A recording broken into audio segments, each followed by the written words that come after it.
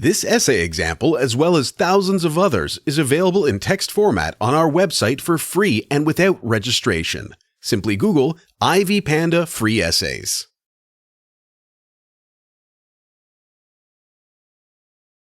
Introduction.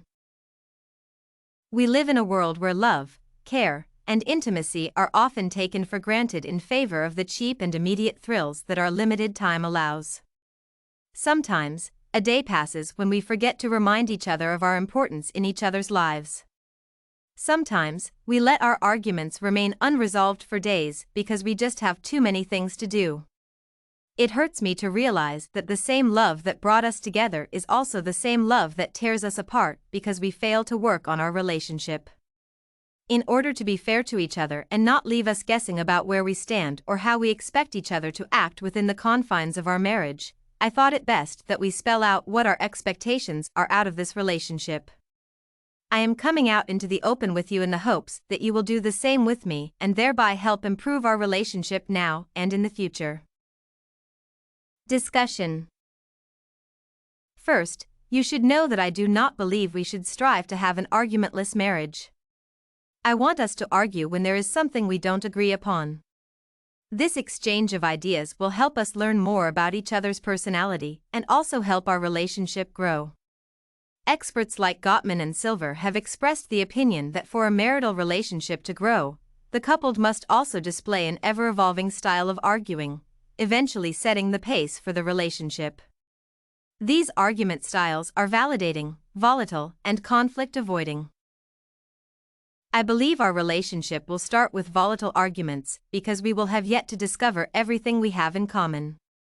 So don't give up when we end up in heated and passionate arguments at the start. It does not mean I love you less or you love me less. It just means we are trying to find some common ground between us. Later on, I am sure we will come to the point in our married lives when we reach the conflict-avoiding stage.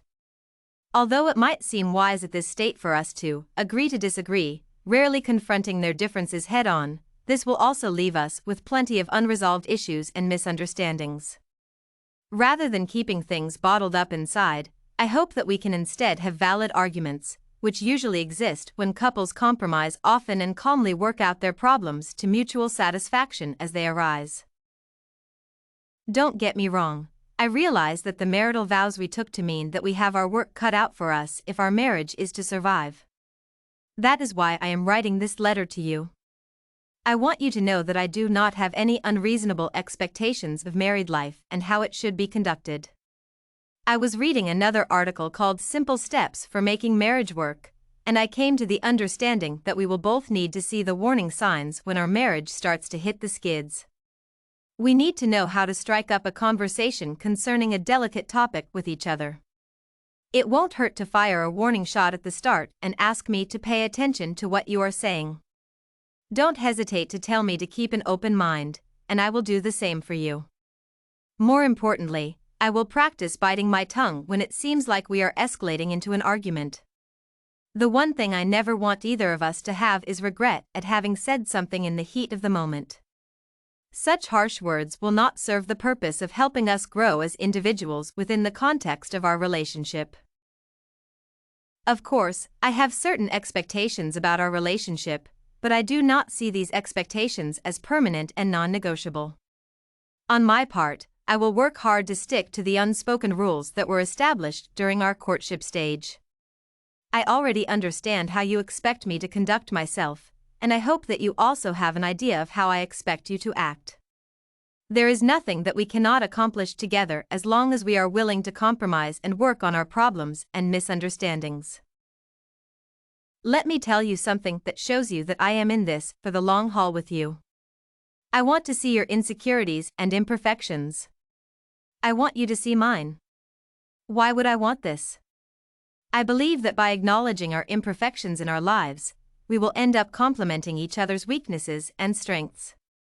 This will help us achieve a gelling of personalities and beliefs which will lead us down a smoother path during our marriage.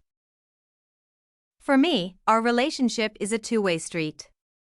Neither of us has to do all the hard work, and neither of us should take sole credit for our relationship working as well.